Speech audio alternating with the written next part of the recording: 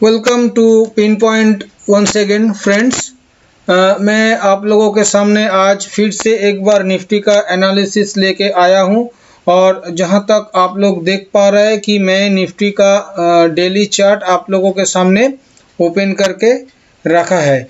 2 हफ्ता पहले मैंने जब निफ्टी का एनालिसिस किया था उस वक्त निफ्टी 11,500 के आसपास था और 2 हफ्ता बाद अभी निफ्टी 11,420 के आसपास है। मतलब 2 हफ्ता में चेंजेस इतना हुआ, सिर्फ 80 पॉइंट का गिरावट मोटा मोटा हम लोगों को देखने को मिला है ये 2 हफ्ता में। पर इसके अलावा भी ये 2 हफ्ता में बहुत सारे चीज हम लोगों को देखने को मिला। बाजार ऊपर से गिर गया, नीचे 10,800 तक गिर गया और उसके बाद वापस ये दोबारा बाउंस बैक करके ऊपर में आ पहुंचा। अभी सवाल ये है कि आने वाला हफ्ता में या आने वाला दिनों में बाजार का रुझान किस तरफ हो सकता है, ये सबसे बड़ा क्वेश्चन है। मैं उसी के ऊपर आऊंगा। कुछ पॉजिटिव चीज भी देखने को मिल रहा है, पॉजिटिव पॉइंट्स, कुछ नेगेटिव पॉइंट्स देखने को मिल रहा है। मैं ये आप लोगों के सामने रखूंगा और उसके बाद एक कंक्लूजन पे जाने का कोशिश करूंगा कि क्या रुझान रह सकता है आने वाले दिनों में। फ्रेंड्स, जो करेक्शन हम लोगों को देखने को मिला, ये करेक्शन हम लोगों को बहुत कुछ बता के गया। जैसे क्या बता के गया, पिछले वीडियो में भी मैंने आप लोगों को कहा था कि एक लोअर टॉप का इंडिकेशंस तो मिल रहा है पर लोअर बॉटम नहीं बनाया। वही लोअर बॉटम आप लोग देख सकते हैं कि ये lower top lower bottom market ने बना दिया है। पहला बात यह है। दूसरा बात यह है कि जो अगस्त मंथ का लो था 10,882, उस लो को भी तोड़ा गया और 10,790 का लो बन गया। मतलब सिर्फ डेली चार्ट पे लोअर टॉप लोअर बॉटम नहीं, वीकली चार्ट पे भी लोअर टॉप लोअर बॉटम बना और साथ साथ मंथली कैंडल के हिसाब से भी लोअर टॉप लोअर बॉटम हम लोगों को सितंबर महीना में देखने को मिला है। अभी ये जो बाजार कहां से सपोर्ट लिया है, पहले ये भी सोचना पड़ेगा।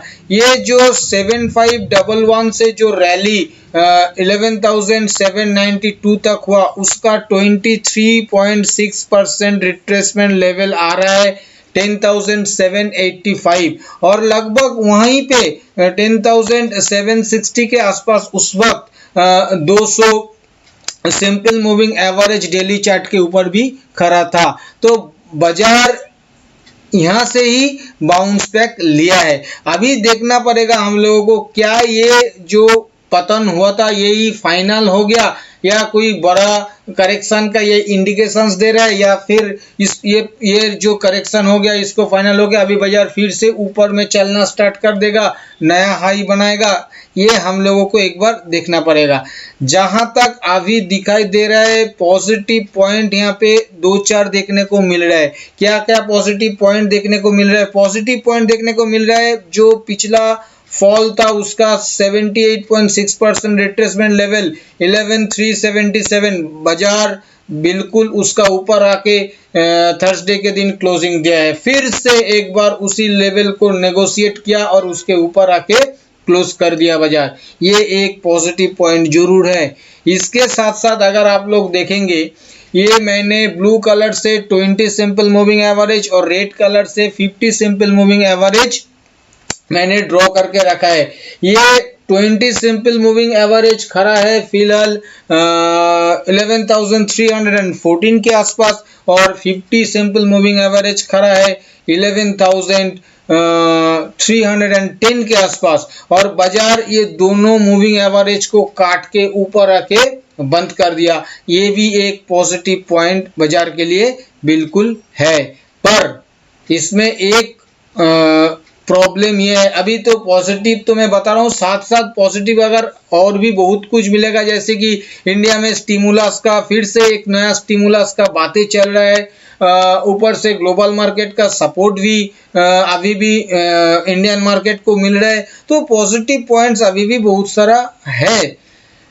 पर जो बहुत बड़ा एक नेगेटिव पॉइंट भी है वो भी मैं डिस्कस करूंगा बाकी के सारे नेगेटिव पॉइंट्स के साथ। जैसे कि मैंने बताया कि ये 20 और 50 SMA के ऊपर बंद किया, पर इसके साथ साथ एक चीज देखना पड़ेगा कि 20 जो SMA है वो फॉलिंग है फिलहाल, और 50 SMA फ्लैट हो चुका है, और इस दोनों में सिर्फ 4 पॉइंट का अंतर रह गया है, और ये क्रॉसओवर डेथ क्रॉसओवर करने के लिए बिल्कुल तैयार हो चुका है। शायद ये मंडे के दिन या ट्यूसडे के दिन ये डेथ क्रॉसओवर देखने को हम लोगों को मिल सकता है, जो कि एक बहुत बड़ा बियरिश सिग्नल है।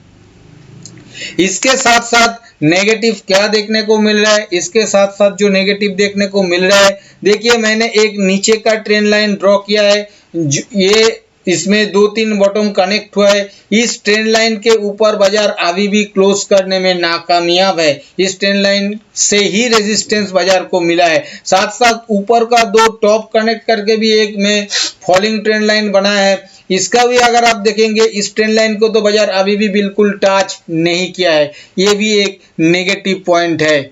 ये दोनों बिल्कुल नेगेटिव पॉइंट है। साथ साथ अगर आप लोग देखेंगे ये जो 11,792 के आसपास से जो 10,790 का फॉल हुआ, इसका अगर 61.8% रिट्रेसमेंट लेवल अगर आप लोग निकालेंगे तो वो लेवल आएगा आपका 11,411 के आसपास। बाजार जहां पर क्लोज किया है ये 11,416, इसको बहुत ज्यादा कन्विंसिंग इसके ऊपर क्लोजिंग नहीं माना जाएगा। ये ऐसा ही मानना पड़ेगा कि इस लेवल को ये नेगोशिएट करने का कोशिश कर रहा है। और ये जो सेकेंड टॉप है जो 11,618 के आसपास 16 सितंबर को बना था, वहां से जो 10,790 का जो बॉटम है उसका 78.6% रिट्रेसमेंट लेवल जो कि आ रहा है 11,441, और मार्केट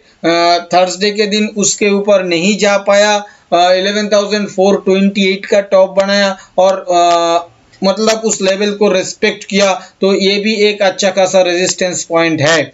तो मोटा मोटा अगर देखेंगे 2-3 टेक्निकल पॉजिटिव पॉइंट, कुछ ग्लोबल पॉजिटिव न्यूज के साथ साथ टेक्निकली भी अच्छा खासा 5-6 नेगेटिव पॉइंट हम लोगों को देखने को मिल रहा है। साथ साथ सबसे बड़ा पॉइंट देखिए, किसी भी करेक्शन में अगर बड़ा करेक्शन होने को जा रहा है तो वहां पे इस तरह का काउंटर मूवमेंट आता है। इसमें बहुत ज्यादा कन्विंस होने का कोई बात नहीं है, और ये फिजल आउट भी हो जाता है। किसी को बिन बुलाए बिन बताए फिजल आउट हो जाएगा अगर ये काउंटर मूवमेंट है तो। और अभी तक इसमें जो निशानी दिख रहा है ये पूरा के पूरा काउंटर मूवमेंट का ही निशानी दिख रहा है, क्योंकि ये ट्रेंड लाइन के ऊपर भी नहीं है। और इसके साथ साथ सबसे बड़ा पॉइंट जो है मैं आप लोगों को दिखाने का कोशिश करूंगा, इन दिनों ये जो काउंटर मूवमेंट 4-5 दिन में हुआ है, इसमें वॉल्यूम देखिए, मतलब एवरेज वॉल्यूम भी गिर गया, और ये एवरेज वॉल्यूम से 20% करीब कम वॉल्यूम हुआ है। तो ये इसको बिल्कुल भी आप बिना वॉल्यूम का मूव मान सकते हैं। इसलिए मैं कह रहा हूं कि ये बहुत ज्यादा कन्विंसिंग नहीं है। और इसके साथ साथ अगर आप MACD देखेंगे तो MACD बहुत दिनों बाद, करीब मई महीने के बाद, ये मतलब 5 महीना हो गया, उसके बाद MACD नेगेटिव टेरिटोरी में घुस गया है। डेली MACD ये कोई पॉजिटिव पॉइंट नहीं है। डेली MACD का नेगेटिव टेरिटोरी में घुस जाना बिल्कुल एक नेगेटिव पॉइंट है। इसके साथ साथ अगर आप RSI देखिएगा तो RSI में भी आप लोगों को इधर दिखाई दे रहा है। देखिए RSI में भी ये रेजिस्टेंस जोन पे ही खड़ा है। ये जो तीनों टॉप इसी फॉलिंग ट्रेंड लाइन में कनेक्टेड है, तो ये भी एक रेजिस्टेंस जोन पे खड़ा है। ये भी दर्शा रहा है कि यहाँ से थोड़ा बहुत प्राइस करेक्ट कर सकता है। तो पॉजिटिव पॉइंट तो आप लोगों के साथ डिस्कस किया, नेगेटिव पॉइंट भी आप लोगों के साथ डिस्कस किया। मेरा आने वाला हफ्ता के लिए, मैं आने वाले दिनों के लिए मेरा माइंड थोड़ा सा बियरिश है। ये पैटर्न देख के, प्राइस एक्शन देख के ये भी मैं बता रहा हूँ। पर एक बात यहाँ पे ध्यान में रखना पड़ेगा कि यूएस में एक 2.2 ट्रिलियन ट्रिलियन डॉलर का एक स्टिमुलस का बातें चल रहा है। अगर ये स्टिमुलस आ जाता है, जहां तक अभी जब मैं ये वीडियो बना रहा हूँ अभी तक ऐसा कोई न्यूज़ नहीं है। डेमोक्रेट लोग तो वो लोग पास कर दिया है, पर रिपब्लिकन जो है वो लोग अभी भी सैंक्शन नहीं किया है इसको। तो अगर ये सैंक्शन हो जाता है एक दो दिन के अंदर, तो बाजार शायद फिर से एक ऊपर का रैली दिखा सकता है, जो कि देखना पड़ेगा प्राइस एक्शन। ज्यादातर मेरा ऐसा मानना है वो काउंटर रैली में ही होगा, ऐसा कोई इम्पल्सिव रैली वो नहीं होगा। फिर भी थोड़ा बहुत ऊपर चल सकता है। और ये जो मैंने जो एनालिसिस किया, नेगेटिव पॉइंट का जिक्र किया, ये शायद बाजार इनकार कर सकता है। तो इस पॉइंट को ध्यान में रखते हुए ही ट्रेड करना पड़ेगा, स्ट्रिक्ट स्टॉप लॉस के साथ, क्योंकि किसी भी वक्त वो यूएस का स्टिमुलस का न्यूज़ आ सकता है, वो बाजार में इम्पैक्ट डाल देगा। तो फ्रेंड्स, मैं मोटा मोटा एनालिसिस तो आप लोगों के सामने रखा है। अभी स्ट्रेटेजी मतलब कंक्लूजन पे मैं जाऊंगा कि कौन सा स्ट्रेटेजी अपनाना चाहिए आने वाले दिनों के लिए। फ्रेंड्स, अगर आप फ्री ऑफ कॉस्ट निफ्टी के ऊपर हर दिन सुबह टेक्निकल व्यू लेना चाहते हैं और बीच बीच में मिड कैप और स्मॉल कैप के ऊपर कुछ आइडिया लेना चाहते हैं, तो आप लोग वीडियो के नीचे डिस्क्रिप्शन बॉक्स में एंजल ब्रोकिंग लिमिटेड का लिंक दिया हुआ है। उस लिंक के जरिए एंजल ब्रोकिंग में अकाउंट ओपन कीजिए और वहां अपना पहला ट्रेड करने के बाद ट्रेड का स्क्रीनशॉट उसी लिंक के नीचे व्हाट्सएप नंबर दिया हुआ है, उस व्हाट्सएप नंबर में सेंड कर दीजिए। आप लोगों के पास भी हर दिन सुबह निफ्टी का टेक्निकल व्यू और बीच बीच में मिड कैप और स्मॉल कैप के ऊपर कुछ स्टॉक आइडिया भी पहुंच जाएगा। फ्रेंड्स, आने वाले दिनों के लिए स्ट्रेटेजी से पहले मैं आप लोगों को एक बार सपोर्ट और रेजिस्टेंस का बात कर लेता हूं। ऊपर में जो रेजिस्टेंस आने वाले दिनों में मिलेगा, वो पहला रेजिस्टेंस ऊपर में होगा 11,480। ये एक अच्छा खासा रेजिस्टेंस होगा। 480 टू 500 का जोन मान लीजिए, ये एक अच्छा खासा रेजिस्टेंस का काम करेगा। इसके ऊपर 11,590 टू 11,620, ये 30 पॉइंट का जोन है, ये दूसरा रेजिस्टेंस का काम ऊपर में करेगा। और अगर ये लेवल भी टूट जाता है किसी भी कारण से, तो उस वक्त आप लोगों को शॉर्ट का जो सोच है दिमाग में, उसको बिल्कुल निकाल देना चाहिए। उसके ऊपर किसी भी शॉर्ट पोजीशंस बनाना सही नहीं होगा। और उसके ऊपर तो जो पड़ाव आएगा वो पिछला टॉप है, वो 11,800 के आसपास वो रेजिस्टेंस माना जाएगा। और जहां तक सपोर्ट का सवाल है फ्रेंड्स, पहला सपोर्ट निफ्टी को जहां पे मिलेगा, ये एक अच्छा खासा जोन है 11,270 टू 11,310। ये 40 पॉइंट का एक जोन है जो कि निफ्टी को अच्छा खासा सपोर्ट पहुंचाएगा। और इसके बाद जो दूसरा सपोर्ट जोन आएगा उगर के, वो आएगा 11,110 टू 11,130। ये दूसरा सपोर्ट का काम करेगा। और तीसरा सपोर्ट का काम करेगा 11,000 टू 11,025। ये जो जोन है, ये जोन तीसरा सपोर्ट का काम करेगा। इसमें फ्रेंड्स, जहां तक स्ट्रेटेजी का बात है, मैं आप लोगों को यही बताऊंगा कि सेल ऑन राइज का नीति आप लोग ले सकते हैं। किसी भी रेजिस्टेंस लेवल के नज़दीक आप लोग शॉर्ट पोजीशंस बनाने का कोशिश कर सकते हैं। जहां पर रेजिस्टेंस लेवल है उससे 10 या 20 पॉइंट ऊपर का स्टॉप लॉस लेते हुए, जैसे कि मान लीजिए 11,480 पे, मैं एक एग्जांपल बता रहा हूँ, 11,480 पे रेजिस्टेंस है, तो आप लोग 11,460 या 70 पे ये शॉर्ट पोजीशंस जनरेट कर सकते हैं 11,510 के स्टॉप लॉस के साथ। मतलब 40-50 पॉइंट का स्टॉप लॉस के साथ आप लोग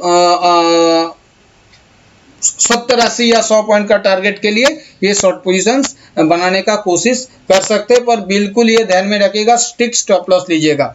और जहां तक बाय ऑन डिप्स का सवाल है फ्रेंड्स, बाय ऑन डिप्स पहला जो सपोर्ट लेवल है 11,270 टू 11,310, इसके नजदीक बिल्कुल बाय ऑन डिप्स करने का कोशिश कीजिएगा, वही 40-50 पॉइंट के स्टॉप लॉस के साथ 70-80 पॉइंट का टारगेट के लिए। पर एक बात ध्यान में रखिएगा, अगर ये 11,270 टू 11,310 का जोन काट देता है निफ्टी नीचे, और उसके नीचे एक क्लोजिंग आ जाता है या दो क्लोजिंग आ जाता है, उसके बाद बाय ऑन डिप्स करने का कोशिश फिलहाल मत करिएगा। आप लोग ब्रेकडाउन सेल जरूर ले सकते हैं, जैसे कि 11,270 कट जाने के बाद नीचे आप लोग 50-60 पॉइंट के स्टॉप लॉस के साथ नीचे के लिए सेल मतलब ब्रेकडाउन सेल बना सकते हैं। और ऊपर में फ्रेंड्स ब्रेकआउट बाई का फिलहाल मैं ज्यादा कुछ दिख नहीं रहा हूं। अगर 11,620 काट के बाजार ऊपर चलना स्टार्ट करता है